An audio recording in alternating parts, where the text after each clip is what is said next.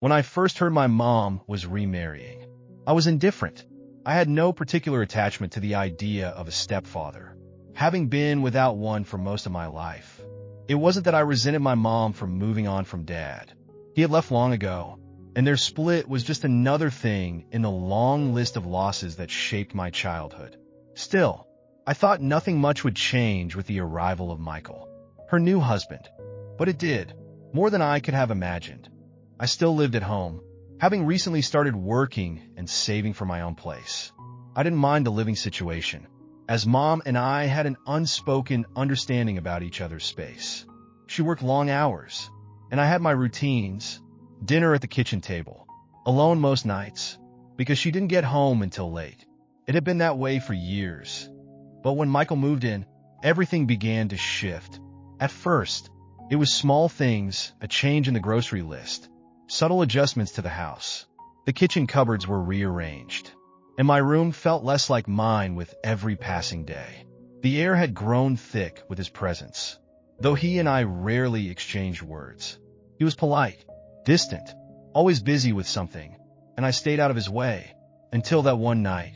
I had come home from work, starving after skipping lunch, and expected to make dinner like I always did. The smells from the kitchen hit me the second I opened the door. Michael was cooking, something he had begun to do more frequently, and Mom was at the table with a glass of wine, smiling like she hadn't in a long time. I hovered in the hallway, unsure of whether to interrupt, but before I could speak, Michael's voice cut through the air like a cold wind. "This is family dinner," he said without looking at me. "It's not for you." I stood frozen, the words settling into me slowly. I was a part of their family, not in his eyes. The warmth that used to radiate from this house felt extinguished in an instant. I had always assumed family was an unbreakable bond, something that couldn't be redefined by someone new. But in that moment, Michael made it clear I was not part of his family, and now, neither was I truly part of hers. I ate in my room that night, the plate balanced on my lap. From then on, that became my routine. Every evening, I'd hear them downstairs, the laughter and clinking of dishes that used to be ours. And I stayed away. There was no official ban beyond that first cutting remark. But I knew I wasn't welcome. Days turned into weeks, and weeks into months. The house, once a refuge, now felt like hostile territory. Michael's belongings multiplied. His shoes lined the entryway. His tools cluttered the garage, and his photos filled the living room shelves. Even the couch cushions seemed to have imprints of him, as though he'd always been there. Mom didn't seem to notice the growing divide. Or maybe she didn't want to. We rarely talked about it, and I tried not to resent her for moving on. Even as the walls of the house closed in on me, she had someone to share her life with now, and I couldn't begrudge her happiness. But I had never felt more alone. Michael, however, grew bolder. He had claimed the house as his own, and it wasn't long before he began laying down rules. My comings and goings were met with questions. My laundry was touched without asking, and the things I'd kept as constants in my life, the late dinners, the quiet nights, were stripped away. He never yelled, never raised his voice, but his presence was oppressive. He didn't have to say much to make it clear that I was the intruder in his home. I started staying out later, finding excuses to avoid coming back until I was sure they'd both be asleep. I crashed at friends' houses more often than not. I still paid rent to help out, but it felt absurd, paying to live in a place where I was a ghost. I avoided my mom too, unable to look her in the eyes and see the love she had for him. One night, though, I broke. I had been late for work after Michael had moved my keys to clean up the entryway, and by the time I got home, I was fuming. I found him in the living room, feet propped up, watching TV, as if he hadn't just upended my life with his constant intrusions. I had half a mind to tell him exactly how I felt, but before I could speak, I heard their voices. They were talking about me. Mom's voice was soft, hesitant. "I just don't know if she's happy here anymore." Michael's reply was blunt. "She's old enough to move out. It's time she figured things out on her own." The weight of those words hit me like a punch to the gut. They weren't wrong. At my age, I should have been out on my own, building my life. But the way Michael spoke, it was as if I was a burden, something to be dealt with, something that didn't belong. I went upstairs, the lump in my throat growing with each step. This house had been my home for as long as I could remember, but it was no longer mine. I wasn't welcome at their table. I wasn't part of their conversations, and I wasn't part of their future. That realization hurt more than anything Michael had ever said. I packed my bags that night. It wasn't a grand, dramatic departure. No shouting match. No slamming doors. I simply left. Mom was at work, and Michael was out. I wrote a note and left it on the kitchen table where they had their dinners. The place I no longer belonged. I told her I loved her, but I couldn't stay in a house where I wasn't wanted. I didn't mention Michael by name, but I didn't have to. She would know. I didn't go far. Just a small apartment on the other side of town. It wasn't much. Just a one-bedroom with peeling wallpaper and neighbors who played their music too loud. But it was mine, for the first time in a long time. I felt free. The air was lighter, the walls wider, and I no longer had to walk on eggshells in my own space. Mom tried to call a few times. I ignored the first couple of calls, unsure of what to say. But eventually, I picked up.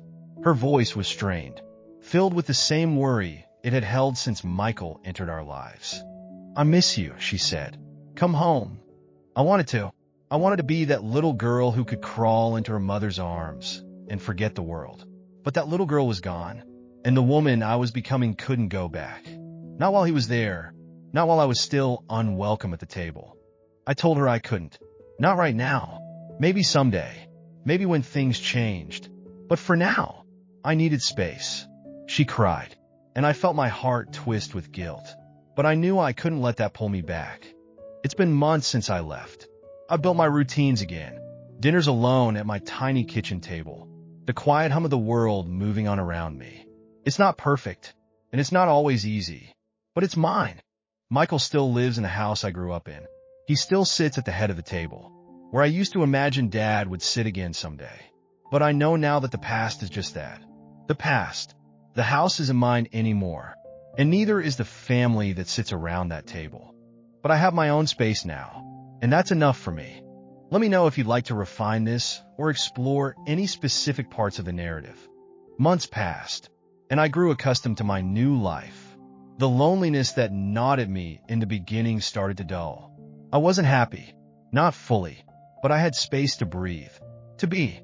The calls from Mom grew less frequent, though every now and then she would leave a voicemail, her voice heavy, distant, like she was reaching out but unsure what to say. I never returned the calls. Then one night, everything changed.